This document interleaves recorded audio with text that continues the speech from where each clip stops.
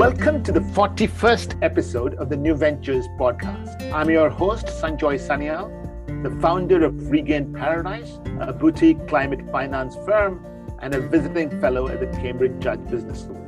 I host the New Ventures podcast to help people starting climate initiatives learn from others who are already progressed in their paths. Today, we keep probing the question of the ecosystem needed to support early-stage climate entrepreneurs. And to do that, we have Naveed Chaudhry, co-founder and the head of The Greenhouse, which is an innovation program for early-stage pre-seed entrepreneurs building climate-smart businesses. Welcome, Naveed. Thanks, Sanjoy. It's great to be here. Naveed, let's start. Grantham Institute Climate Change and the Environment was a founding partner of Climate KIC, which of course is Europe's main climate innovation practice. And then you started the Greenhouse. What motivated you to start the Greenhouse? And in the crowded space of incubators and accelerators, what sets you apart?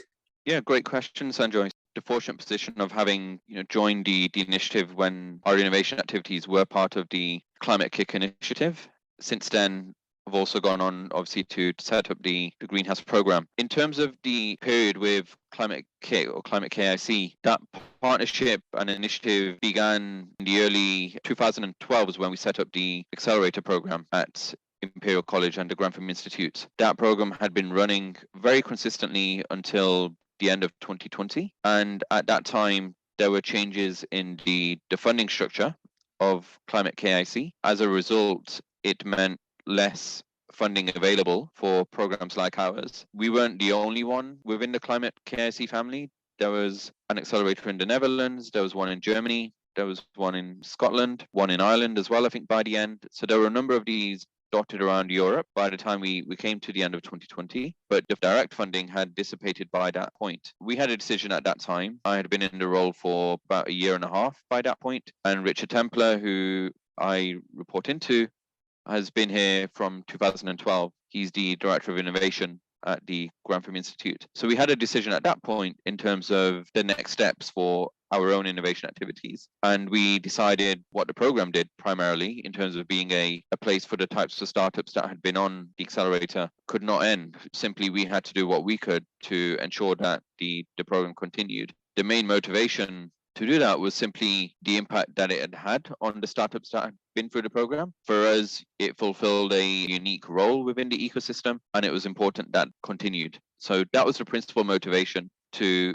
go away, secure more funding, and redesign the program.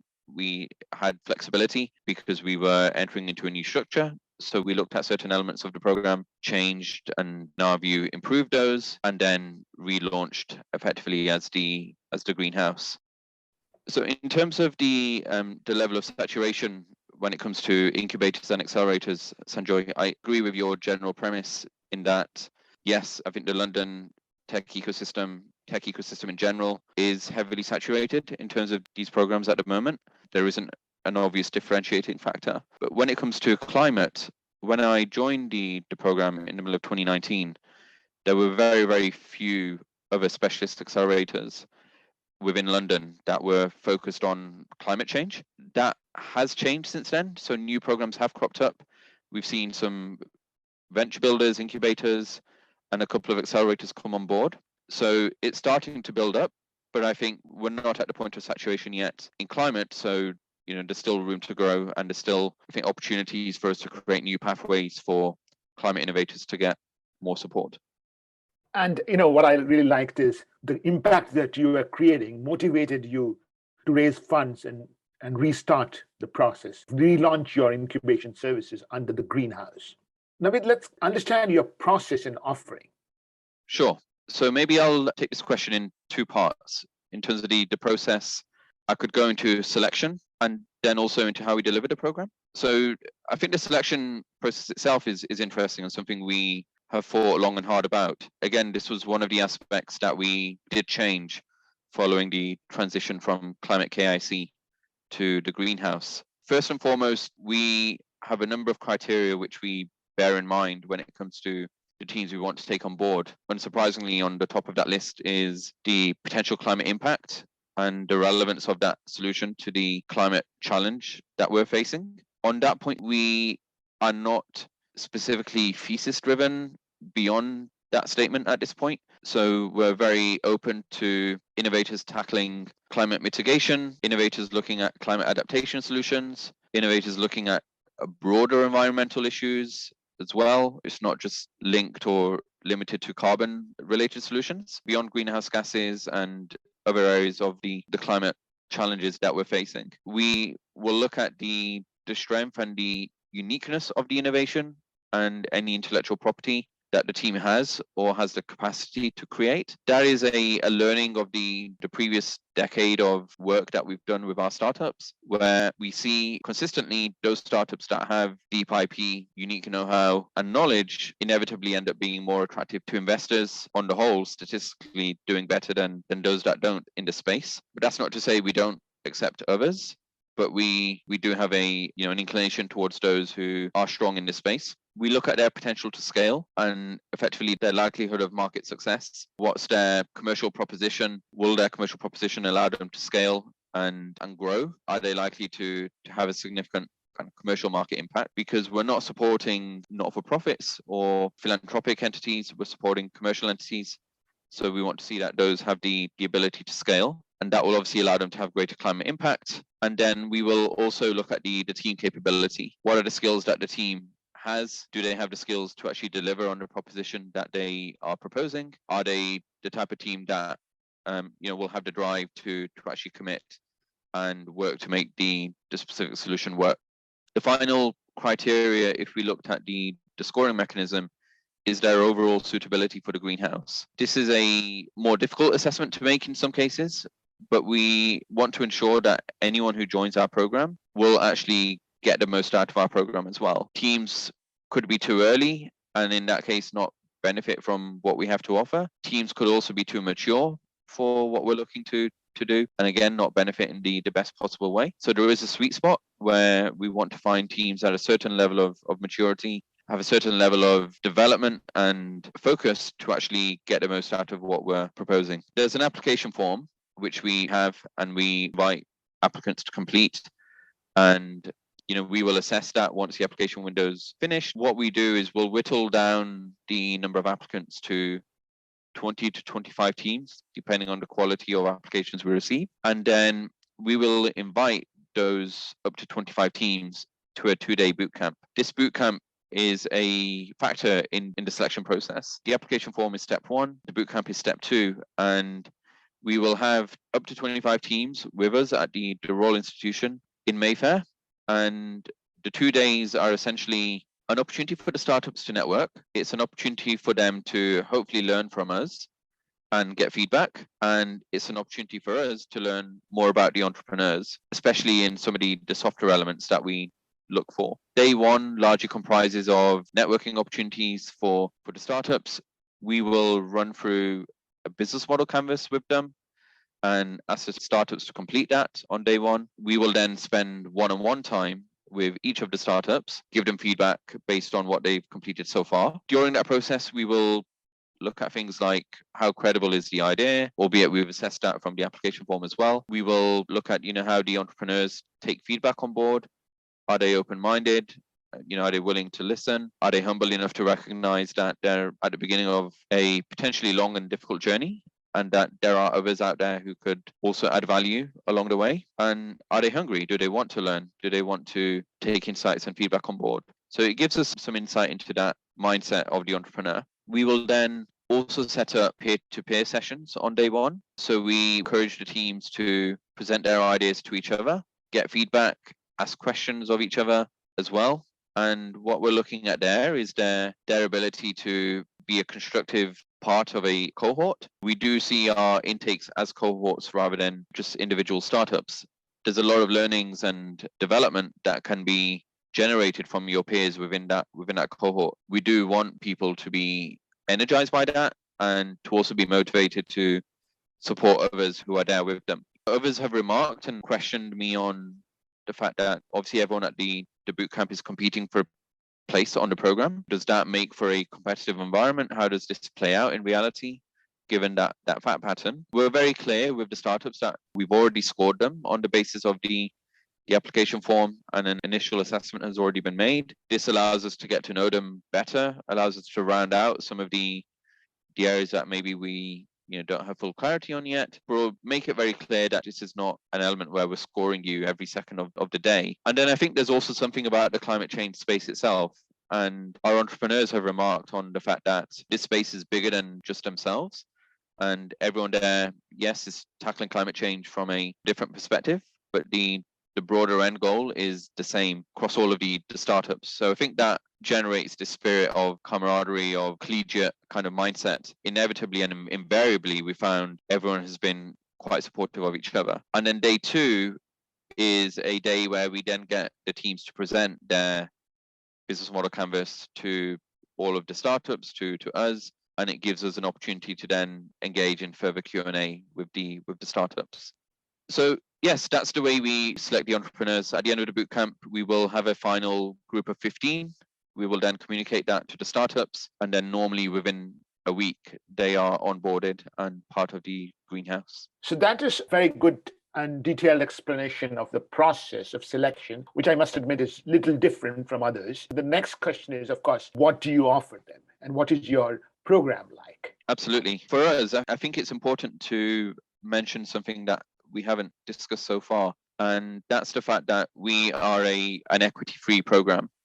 So through our support for the startups, we will not take any equity, we will not look for any IP ownership, we will not look for any royalties or any revenue share at all. So our principal and sole motivation is to increase the pipeline of early stage climate innovations and help them progress over the period that they're with us on the greenhouse, and hopefully during and by the end of that journey, support them to get to the point where they are able to take on commercial investment and achieve the confidence of those investors.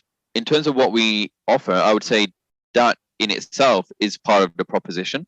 So, that's attractive to many of the best entrepreneurs out there who will sometimes question the value that an accelerator might provide.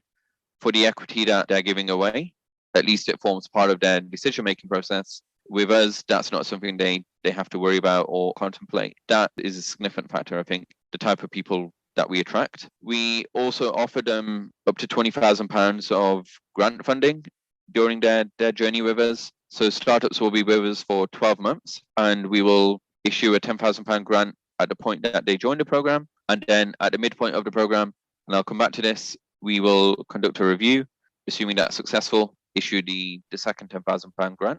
In addition, in terms of the main framework of the program, it's a combination of very, very bespoke support and cohort level support. So the bespoke support largely comprises of one-on-one sessions that run throughout the 12-month duration of the program. That's largely led by me. So I will become effectively their main sounding board or their main advisor or mentor, whichever way you want to look at it. At the beginning, I will have very, very frequent and scheduled interactions with the startups. And then over time, that will space out and become slightly less frequent until we get to the end of the program, at which point maybe I'm seeing them a couple of times a month, whereas at the beginning, I'm seeing them almost weekly to get to know them and provide support. Those sessions are bespoke in the sense that it's solely focused on that specific startup's stage of development, that startup's problems or challenges that they're going through at that time, and providing advice and troubleshooting and making suggestions specifically for that startup based on how they can move forward and progress. On the one-on-one support, we also have a mentoring program. So that was a change when we started the greenhouse. We've now started to attract external mentors. And my view of the mentor scheme is that it allows these startups to another voice, which is not just mine, or voices. And typically those mentors are specialized in certain specific areas that the startups need support in, whereas I will provide more what I would call generalized advice in lots of different areas. On a cohort level, we run a range of masterclasses and workshops throughout the 12-month period. And again, these have been based on learnings that we've conducted throughout the decade of support that we've been providing. I'd say that is a constant work in progress. We remain agile and we remain like a startup in many ways, whereby we will look at what the problems and challenges that the startups are facing. And if we identify new ones which are repeated across a number of startups, we will think about, okay, is there any specific or specialized support that we can bring in to help with this specific issue? But in general, they will run in areas that most of your listeners will be familiar with when it comes to accelerators. They'll be in the areas of pitching, they'll be in negotiation, in financial modeling. We look at other areas like marketing as well, grant writing and grant assessment. So there's a range of different things which we're looking at through those workshops. And one of the unique elements, I think, and I'll come back to this, is customer discovery, where we have a specific workshop right at the beginning of the program. So just to round off the support, we also do what we can in terms of connectivity with the investor community. So we're constantly looking to develop and generate new leads and insights there. We have, again, the typical demo day, which most accelerators will have at the end of the cohort. But we've also instigated other forms of engagement with investors. And one of those, where we've done 4 events so far, is the Greenhouse Evenings. And that's a quarterly event where we invite angel investors or pre-seed VCs specifically to come in, meet our startups in an informal environment, get to know them. And for the startups, that provides a less pressured environment to actually meet investors, understand their mindset, understand the things that they typically look for, potentially develop a relationship which over time might develop into an investor or investee relationship. And then, given the time that we've been running, we have a very active and engaged alumni community. We, of course, leverage that as much as we can. Many of our alumni are kind enough to come back and give talks to our startups. So we have something called the Alumni Conversation Series, where pick specific themes to discuss with different graduates and give our current startups an opportunity to question them. And then we have hot desking office space at the Royal Institution in Mayfair, which again is a new initiative of the Greenhouse. It's a fantastic opportunity for the startups. It's well located. It's where many investors themselves are based. It provides them with an opportunity to get together and work together. And then I'll just touch upon briefly the structure of the program. I've referenced a few of these points already, but the program runs for 12 months from start to finish. We broadly split the program into 2 phases. So phase 1 is what we call the germination phase. That is principally focused on customer discovery. And the motivation here is to ensure that our startups are developing a product that is in line with what the market wants or needs. It's about validating that whatever their theoretical problem or solution is, that is actually validated in reality. And they will go out and talk to potential customers, get objective validation for their idea. That then gives them confidence that the time and money that they might invest in prototyping or writing code is going to be time well spent and not something that they do in isolation, then go out to the market and in the worst case find out actually there's no need for it, or the problem doesn't actually exist. We push them hard on having many conversations. When they do the business model canvas, they will identify a lot of the elements, assumptions at that stage. And the customer discovery process is all about validating those assumptions so that those assumptions become reality and are engaged and are based on real conversations that they've had. We will then conduct a review halfway through, assuming they've had the requisite number of conversations and that they have, to a large extent, validated their business model. We will then issue the second £10,000 grant. And then the second half of the program, the propagation phase, is focused on the startups commercially validating their proposition. So we want them to secure their first customer, even if it's in pilot form. And we want them to try to raise at least 100K in grant funding or equity funding, which will give them a good cushion to continue with what they're building once they complete the program. That is great. One thing that I wanted to pick up, Naveed, was on this mentoring thing. How do you select mentors? Because one criticism about the mentoring process is that mentors take a lot of time to understand the business that they're working with.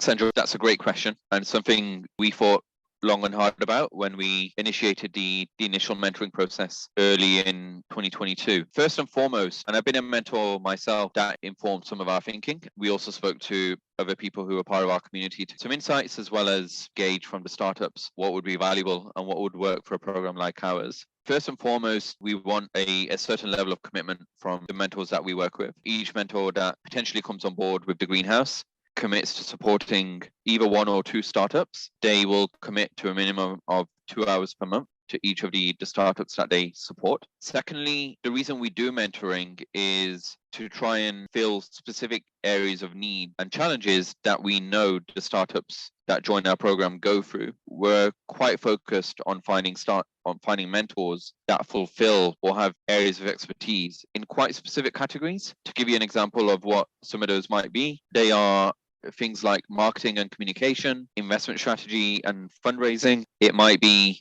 industry partnership and knowledge of developing partnerships within industry, technical expertise, both on the software and the hardware side, team growth and governance, because teams towards the second half of the program are starting to think about hiring. Some of them are starting to think about developing boards or at least advisory boards. Leadership coaching comes into it. Again, teams are getting to the point where they're starting to think about their company culture, they're starting to hire new people, and leadership becomes something they start to focus on. Innovation frameworks.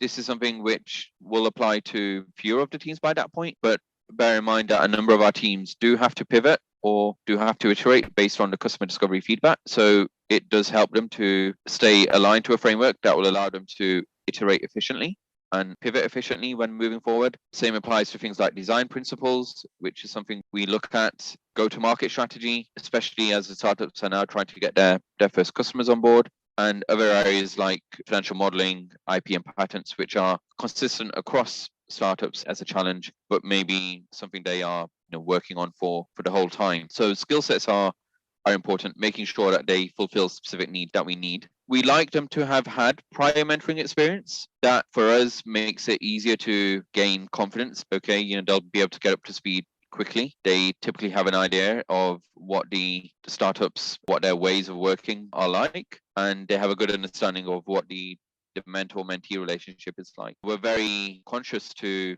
communicate to the mentors that it's the startups that we're concerned about. We're all here and the mentors need to be here purely for the benefit of the startups. It's obviously great if the mentors get something out of it as well, and obviously very often they do. But first and foremost, we're here for the startups. They're not here for us. We have no ownership in the startups. We have no economic interest. So it's all about helping the startups move forward.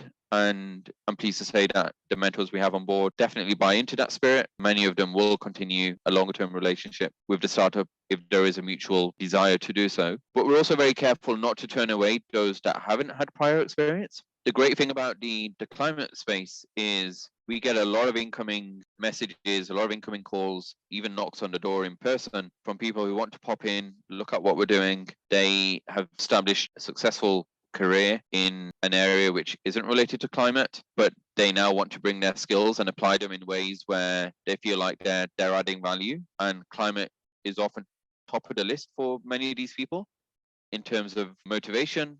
They want to see what they can do about climate change. We will invite those people in as well and make them part of the community. And I think finally, but most importantly to mention here, is that we, as the Greenhouse program, are not picking the mentors for the startups. And that's quite important to reflect on. So anyone who comes on board our program as a mentor is not guaranteed to be mentoring a startup.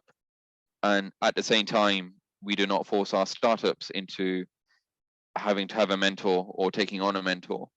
So it's all about what works best for everyone involved. And to facilitate that, we run a mentor matchmaking process, which is a half-day event where we invite all of our mentors into the Royal Institution. We invite all of our startups there. They effectively engage in a speed dating exercise. Groundwork has been laid for that exercise. We share profiles of the mentors and the startups with each other, but they get 10 minutes each to spend time getting to know each other, getting a feel for the personalities, asking questions. And then at the end of that process, both the mentors and the startups will submit preferences of who they would like to work with or where they feel like they can add value. And we will then execute a matchmaking process where we will then match together based on the preferences of each side. At the end of the day, if there isn't an obvious match for a specific mentor, we will communicate that to the mentor. We will still keep them on board because there might be ad hoc support that startups need at some point, which the mentor could help with, but we won't assign them to a startup. And all our mentors also appreciate and respect the approach that we take there. Right. And as we trying to understand you, you mentioned that you rekindled the innovation exercise and launched it under the name of the Greenhouse with a new set of supporters. So maybe you should mention their names at this point of time. Yes, absolutely. And of course, without them, we wouldn't have a funded program in the way we do. So we're extremely grateful for the support that we've had. From a financial perspective, it's been principally HSBC. This has been part of overall framework of support for climate change and climate change innovation. And HSBC made a significant commitment a couple of years ago to allocate a significant amount of capital in that space. Some of that was kindly allocated to the program that we run and will support us until at least the end of 2024. We have also been supported significantly by a grant from the European Regional Development Fund. And that again has been core funding for the program, has allowed us a significant amount of flexibility in terms of what we've been able to offer to the startups. That has also funded a huge amount of work in the broader Centre for Climate Change Innovation that we've set up. That's a grant that will come to an end next year. We've also had direct support from the Mayor of London through the Greater London Authority. There we've had funding for, in particular, interns and internships. And we've been able to essentially provide effectively vouchers for our startups to work with interns that stay with them for a approximately 13-week period and really help them in that transition from being a team comprised solely of founders to one that is transitioning to a team where they will inevitably and eventually hire external full-time staff and start to build up their team. And the interns provide a great transition point for them. And then we've had some funding from the Prince Albert of Monaco Foundation as well, which has supported a couple of startups on the program directly. That comprises the majority of the financial support. And as I mentioned, we've been extremely grateful. We've also had lots of in-kind support from lots of actors from within the ecosystem. Slaughter and May have been providing really interesting legal support for some of our startups. Mathis and Squire, who provided a lot of IP support. We've had Catherine Lee providing accounting support, Ready and Gross on IP as well. And there's been many of us who come to us and offered their support. And then, of course, the mentors who we've talked about are a very important part of our support network. Excellent. We have come to the end of the first section, and I'll kind of summarize some of the key takeaways of your business, if I may. And I think one interesting thing about what we heard you say, Naveed, is that you have a 1-year program, which is obviously pretty long, and you have a fairly clear sense of what you want to see startups achieve at the end of a year. $100,000 of seed angel funding, at least a first customer, and so on and so forth. To me, as I heard you speak, you almost work backwards from there. You kind of develop a cohort level programming and then mentor support that will help entrepreneurs reach that goal. Another interesting thing which I probably don't hear other incubators say so clearly is the amount of support you yourself spend with the companies. Often investment managers are managing the project, but you obviously spend a lot more time with the companies themselves, which is of course quite unique. I think it is wonderful that towards the end you mentioned all your supporters, and this is incredibly great. We all must support them from the climate tech ecosystem, but I also found it very exhilarating to hear that people with a lot of experience come in popping at your door, and to me that's really, really very fascinating. That's kind of my takeaway from this first section. Your takeaways are very accurate. It's interesting to get your perspective. Now that we have laid out the background and the processes, let's just talk about the success that you have achieved. Should we start by talking about the number of cohorts? You already alluded to this. You started in 2020 in this new avatar, and the number of companies. Yes, absolutely. And if you don't mind, Sanjoy, I may just reference some of the history as well, because I think it's important to share that in terms of the legacy of what the program, including the previous iteration, has achieved since 2012. Absolutely. So between 2012 and the initiation of the greenhouse, we had supported about approximately 90 UK-based pre-seed climate-focused startups. In 2022, 80% of those 90 were still actively trading. Of those 90, 68 teams graduated. And when we say graduated, it means they achieved that target of raising at least £100,000 of investment while they were on the program or grant funding. Many of them also raised that funding later, but 68 of the 90 did so within that period. And of those 68, 64 are still actively trading, which is about a 95% success rate in terms of those being ongoing concerns. We know those 64 have raised at least $700 million of equity funding. In reality, the number is actually significantly higher because some of those investments haven't been disclosed. And there's also a whole load of public funding they've raised, which isn't included in some cases in those numbers. It may be closer to $1 billion in our view. They're now operational across over 25 countries around the world. They're employing over 1,000 full-time staff. They've gone on to, in our view, a very, very wide range of different impacts out there in the world. And we feel now that's going to increase in an accelerated way because those companies are obviously increasingly mature. There's a greater focus on the climate space. So that's a bit of the legacy, and that's a continuing legacy because, as I mentioned, the majority, almost all of those companies are still active and actively trading. Coming on to the greenhouse, we have recently just accepted our 4th cohort of climate innovators, and we took approximately 15 teams in each of those cohorts. Cohort 1 joined us in January 2021, cohort 2 in July 2021, cohort 3 in January 2022, and cohort 4 in September 2022, because we've now shifted the timetable slightly. Cohort 5 will join us in late March 2023, and applications for that will open in December 2022 for anyone who's listening and may want to apply. And so that's approximately just under 60 startups that have gone through the greenhouse program so far, and the majority of those are still actively trading. There are 2 startups who have ceased trading from within that community, but the majority of them are still active at the moment. And many of them have gone on to have great successes already raised. We've continued with the success rate we've had in previous years, which is between 60 and 70% of each cohort will hit that 100K target during the 12 months.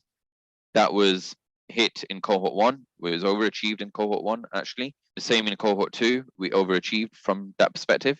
Cohort 3 feels like it's on target. There are a few months to go. And then cohort 4 is obviously still relatively new. Well, these are really very heartwarming numbers. What everybody wants to hear about is some stories, right? So tell us a little bit about some of the companies. You can pick anyone from your current cohorts, which you started during the pandemic, looks like, or your previous legacy. Stories would really help. Yeah, absolutely. I'll try and keep it to perhaps some of the greenhouse startup. But yeah, I think every startup has a story. For me, the amazing thing about my role is just the diversity of startups I get to support. Diverse in so many different ways. Diverse in terms of gender, racial background, the educational background of the startups, the issues that they're tackling, the way that they're approaching different issues, the personality of the teams. There's a massive amount of diversity in so many different ways in terms of what we support. In each cohort, we have a massive range of different types of applications. I'll pick one from cohort 1, maybe mention the Tire Collective. I want to mention them because they are tackling an issue which I had no idea about before I met them. And they are tackling the issue of tire wear from vehicles. And it turns out that tire wear from vehicles is the second largest source of microplastic pollution in the oceans. So it's a huge issue, but one which has been underreported, under-acknowledged, under-researched, and underfunded. They are developing a device which basically fits behind the wheel of a vehicle and uses electrostatics to capture the tire wear as it comes off the wheels when vehicles accelerate and brake, which is when most of the tire wear takes place. Now, they came out of a joint master's program between the Royal College of Art and Imperial College. They were a team of 4 design engineers and done very, very well in terms of their achievements and milestones. It's a good story because they've been featured in lots of different ways and stories. They were very successful in the London Mayor's Entrepreneur Competition. They won the Postcode Challenge Lottery. They were featured in one of the Earthshot Prize documentaries on clean air. They won the Dyson Award. They were a finalist in the Terracotta Design Competition. That's one thing in terms of acknowledgements and awards, etc. But they've also really pushed on in terms of the technological development. They are on, I think, their maybe 3rd or 4th iteration of their prototype. They recently ran on-field trials in Sweden and are now about to kick off trials in London as well. So they're very actively moving that forward, and that's going to become an increasing problem area because even with the transition with EVs, yes, you eliminate one form of pollution when it comes to fuel, potentially, but because these vehicles now have these heavy batteries in them, tire wear is actually expected to become a bigger problem. Therefore, their technology actually becomes increasingly important, even with a successful transition to electric vehicles. I'll come on to maybe a couple more stories. Ceratec are another one. They are developing a carbon neutral concrete. This is based on an innovation that they have developed, which effectively allows them to capture CO2 or to take captured CO2, effectively mineralize it and add it as an additive into cement, and it can replace into concrete, and it can replace up to 40% of the cement in any concrete that is produced, with the idea that it will retain largely similar, if not the same, characteristics as existing concrete and allow them to significantly reduce the carbon footprint that technology will have. And they as well have been successful in terms of finding massive appetite amongst potential customers when they did their customer discovery process. They were one of the teams which I would argue found it easiest amongst any that I've worked with to open doors. They have received a significant number of grants, which is recognition of the work and the advancements that they've made. So just a couple of weeks ago, it was announced that they won the Nobel Prize, which is a new architectural award, and they will be in Denmark in a couple of weeks' time, collecting that award at a prize ceremony, and also won a £100,000 award. But with that came a huge amount of publicity, which I think will help their onward development. And then I'll maybe reference a couple of more recent startups as well, and just touch upon them superficially, just to give a range of ideas that we were working on or supporting. So Deep Meta, which is another interesting startup. I love these startups where they're tackling big, heavy, what people may deem to be boring industries, but actually where the climate impact is very, very significant. And Deep Meta have developed or are developing a AI-driven software which works with steel manufacturers, and it uses pre-existing sensors that are already installed on supply chains and manufacturing plants. It takes data from them. It helps to predict defects and faults before they happen. So it gives the manufacturers time to actually adjust the mechanisms and the machinery to avoid a fault happening in the first place. That obviously saves them money, in different ways, but also has a significant climate impact because that faulty steel does not have to be resmelted and recast again. We have startups that are working on biocementation, biomaterials, again, a very popular area at the moment, bioplastics and biomaterials in general. We've seen lots of innovations in. We have a number of teams looking at the fashion space, Radiant Matter, who are looking at biodegradable sequins and other alternatives. We've got Sages, who are looking at extracting dyes from food waste. So they'll take food waste, extract color from that food, and actually turn it into fashion dyes. Dye Recycle are looking at dyes from a different perspective, where they're extracting dyes from waste textiles and then recirculating that dye back into the fashion supply chain. We have the Cool Corporation in cohort 4, who are taking captured CO2 and upcycling it into new value-add materials based on that CO2.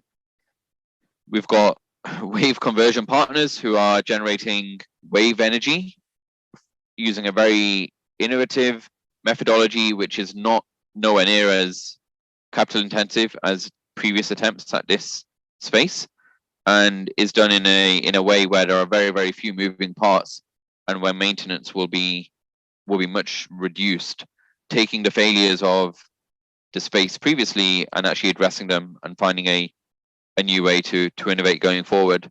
And then a fun but also very, I think, impactful one I'll mention from cohort 4 is Team Repair, where it's a group of engineers who are addressing the issue of, let's say, younger up and coming generations not having the same knowledge of how to fix things when it comes to electricals, but also other mechanical failures that maybe the old generations had. And they take toys, introduce defects into them, and then share them with school-age children.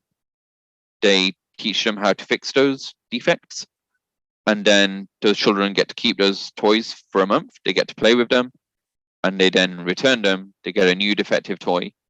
They learn how to fix that, play with that for a month, and then repeat the same cycle again. Right. Now, all I can say at the end of this section is that if you ever write a book, it's going to be a bestseller. Okay, good to know. Maybe I'll consider that at some point. Go to the last section of the podcast, and I think that what I'm going to pick up on is this 60 to 70% get seed investment. Just tell us a little bit about the seed investor ecosystem in the UK. Yes, it's a great question. I'd say it's very active, but also very, very fragmented. It's an area where we want to support our startups as much as we can, but it's also, in my view, the most difficult element of the investor ecosystem to access. When it comes to late seed, Series A onwards, they're all publicly known institutions for the most part. There may be family offices in there as well who are a bit more under the radar, but mostly you can at least identify who you need to speak to. At the angel stage, that's just not the case in many instances. Yes, there are syndicates. Not to be critical of syndicates, I think many of them do a very good job. Many of them do operate quite institutionally. It is different to the way you might engage with an individual angel investor. With the startups that we support, I'm always conscious of giving them the encouragement to go out there and try and find these angels, and obviously help them where we've got some pre-existing knowledge and connectivity. The good news is, I think the angel investor community on the whole is very, very motivated by the climate challenge. The ecosystem is very active. There's people who, haven't necessarily worked in climate or done a lot there, but, on an individual level, they will assess the opportunity to have environmental impact and also make money at the same time, generate a financial return. For many of them, that's a no-brainer. I've spoken to some syndicates, spoken to some angel associations where they've remarked on that being a major kind of attraction in terms of the mindset that they go into the space with. I also think that, the SEIS, this is not climate specific, but the SEIS framework is critical in terms of the appetite that the angel investors have for investing in startups at this stage. Overall, it's not the easiest space to access. It's partly why we set up the angel investor evening sessions that we run, but it is very fertile ground for our startups. The first equity investment that our startups raise, I'd say in 75 to 80% of cases, maybe more, it is invariably an angel investor that writes that first check. We're seeing more institutions of late, but for the most part, it's still angels. And for me, it's an attractive source of capital because they tend to be less rigid in terms of their investment time horizon. But also, it's a great opportunity for these startups to get individuals on board who may have specialized skills and areas of expertise, which could put them further on in their journey as well. Right, Naveed. Many of our audience would not understand the word SEIS, so you should explain that. Yeah, SEIS, and this is something that came up in the recent mini budget, so it stays there or not, but it is basically stands for the Seed Enterprise Investment Scheme. It's essentially a tax relief for angel investors that invest in early stage opportunities. The limit was recently increased for startups, and they were able to raise, I think the cap was increased by about £100,000. So it went from 150,000 to 250,000 pounds. It basically allows startups to go to angel investors. They need to get accredited or receive an accreditation to be SEIS eligible, and that involves them submitting an application. It involves them submitting a business plan or pitch deck, and it involves them presenting that they have essentially a serious investor who is interested in investing in that startup. And the great thing for angel investors is it allows them to get a significant tax rebate on the amount that they invest in these early stage young startups. And I think for SEIS, they're able to claim 50% or close to 50% of the investment they may put into a startup back on their tax obligations. So it's a very, very attractive proposition for them. Great. And you have been tracking VC investments in the companies even after the seed investment, and you have a lot of data, actually. Would you like to reflect a little bit about the type of VC investors who are investing and their motivations? For example, are they specialized climate investors? That's a question that always is on top of my mind. Yeah, it's a good question. I would say we're seeing increasingly more specialized investors come into the space. They are appearing both at the early stage, I'd say most frequently at the early stage, the seed stage in particular, but we're starting to see them come up at later stages as well, especially at the growth stage with many of the sovereign wealth funds and some of the big private equity houses. And there's also a growth in corporate venture capital, which I think is important to mention here. We're seeing many of those have a sustainability slant as well, partly strategically in terms of the nature of the business, but partly just, I think, seeing it as a good business sense when it comes to investments going forward. I'm seeing more and more specialized investors come in, and some of them are what I would call generic. So they will invest in any sector where they see it as sustainability or climate linkage, but many of them are specialized, and the most frequent area of specialization I have seen relates to CO2 removal. Lots of kind of specialist firms who see CO2 removal as a target in itself. They'll have criteria linked to the potential for a startup to remove a certain amount of CO2 per year, let's say 5 years into their development or 10 years into their development. That's a measure by which they maybe simplify or select some of the investment opportunities that they will consider. And then we see specialisms in the sense of some will stay focused on software only, software enabled innovations, and then others who are focused on hardware, but happy to see that spread in other areas. I've seen funds who are specifically focused on just plastic, for example, and increasing the circularity of plastic within the ecosystem, which I found really interesting and intriguing. Going forward, I think we'll see more and more specialist funds crop up.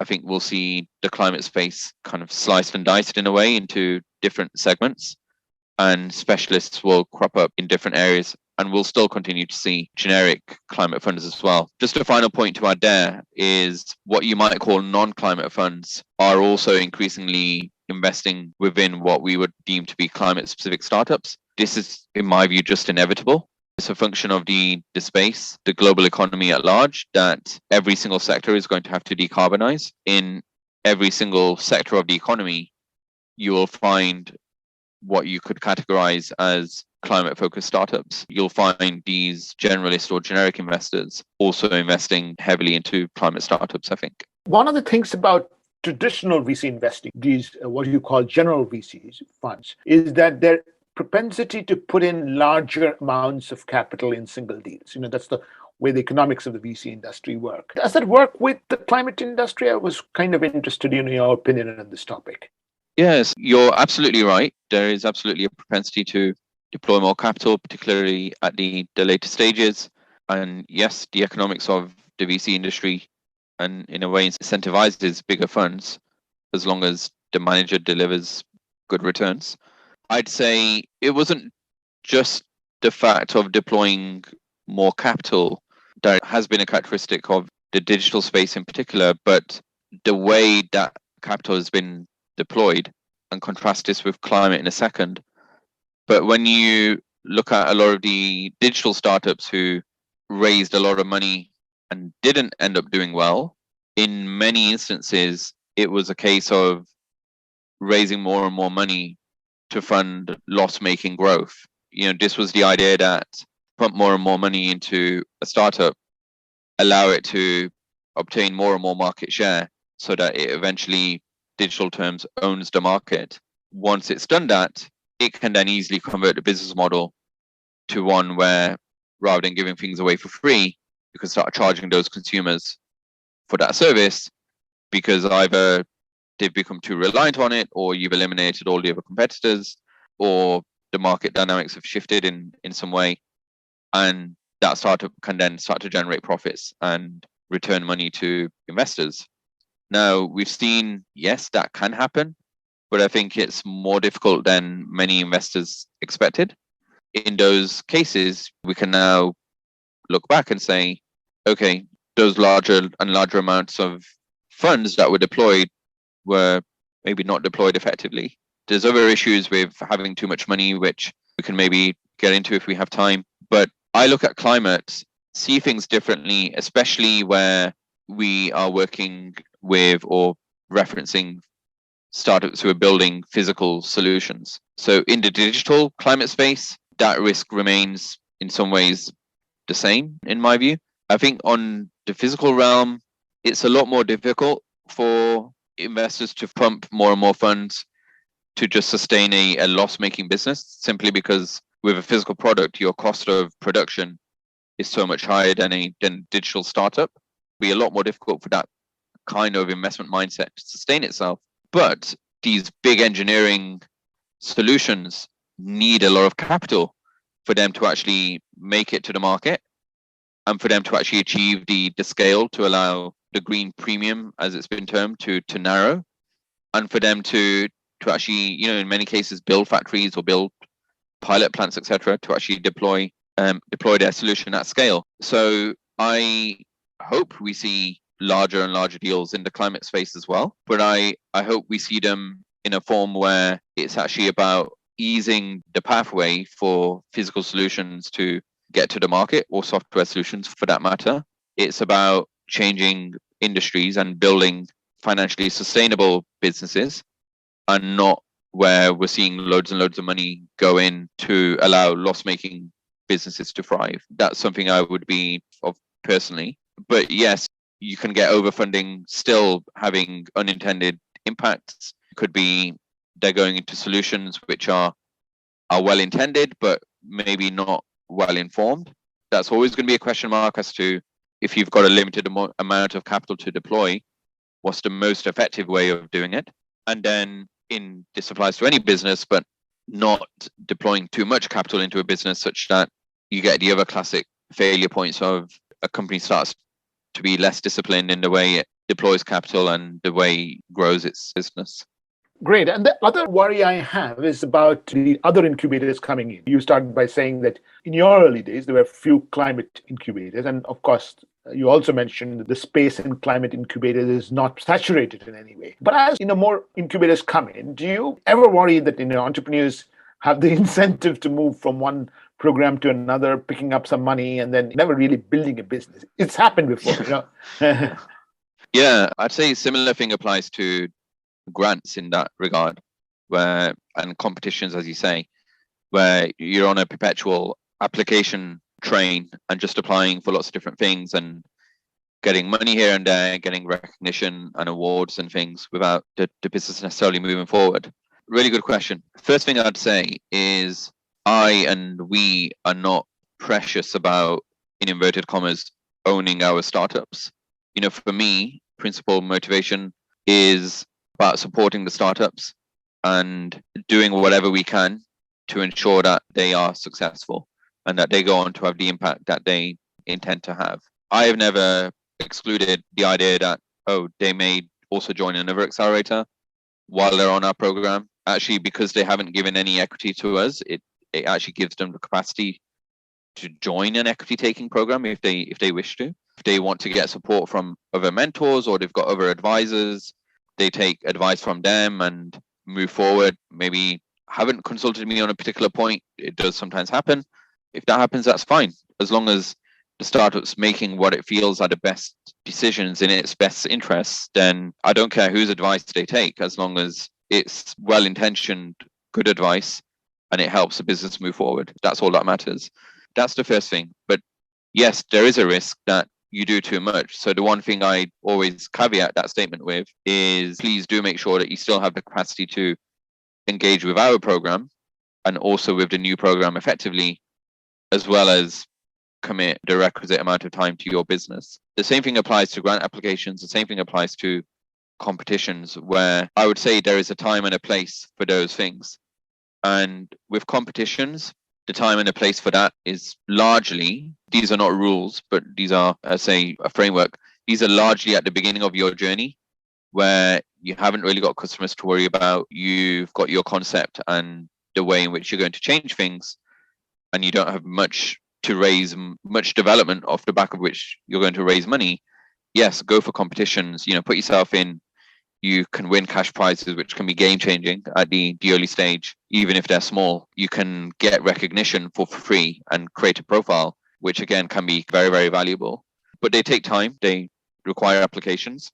And when you're a year into your startup, getting to that point, it may not be the best use of time unless it's a significant amount of money or opens some significant doors for you. The same thing with accelerators. I think there's a sweet spot in terms of the amount of support you should be going for. And if you are going to join more than one accelerator, then make sure that that second accelerator adds value that the first one perhaps doesn't provide. And that could be in the form of funding. It could be in the form of certain expertise that accelerator has. It could be in the form of some other factors which differentiate it from the first accelerator that you may be a part of.